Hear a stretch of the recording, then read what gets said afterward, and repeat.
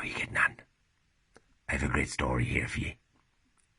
'Tis about a fella from Fintan Vallely in the County Clare, be the name of Marty O Malleys. Oh, Marty was a lovely man. He was a mighty man, a pure gentleman. 1985 wasn't the best years of the years for Marty. Hold on, I'll tell you the story, all right? Here it is.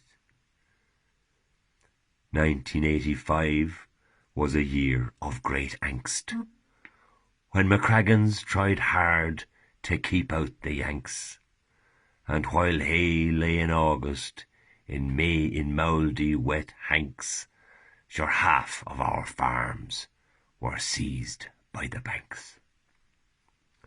From the Dáil and Westminster we heard of harangues about Ireland from people who don't give a dang about matters so personal and sacrosanct as the bold Marty O Malleys' sad loss of his fangs.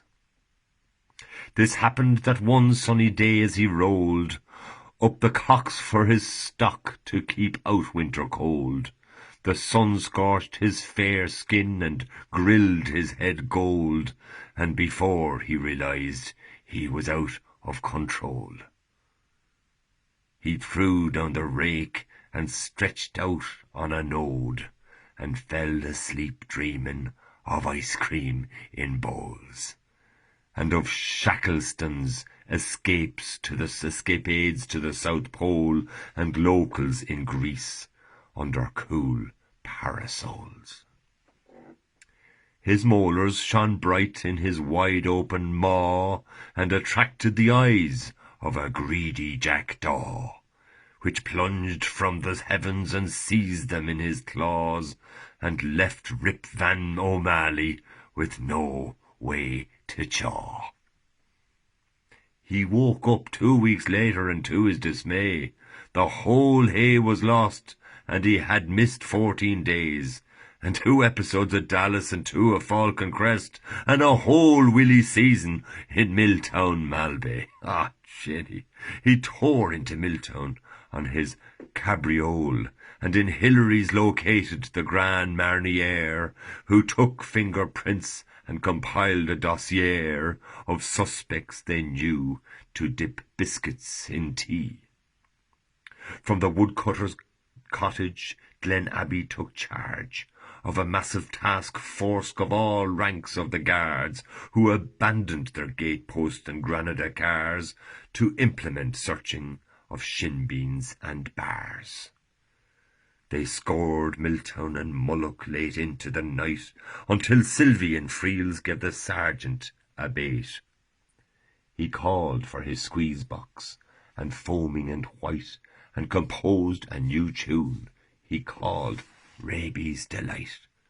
Operation O'Malley took off on the tear, amid songs, jigs and reels, slides and polkas and airs, that were named after hens, chickens, pigeons and hares, but for his false teeth, divil one of them cared. Understandably, Martin just wasn't the same. From morning to night he trod boreens and lanes, he terrorized thrushes and magpies and wrens, in the manner of soldiers around Crossmaglen. But his season slipped by without meat he dined. To his new condition he became quite resigned, and to live without teeth he was so far inclined, when glad tidings were brought in from out near Glendine. For it seems that while robbing birds' nest on his farm, a neighbour called Crow gave a shout of alarm, for leering at him among frizzle and coins was Marty's owl grin, there all tangled in vines.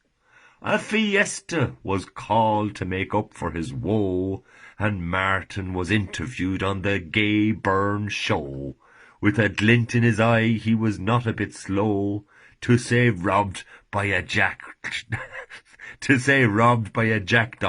brought back by a crow.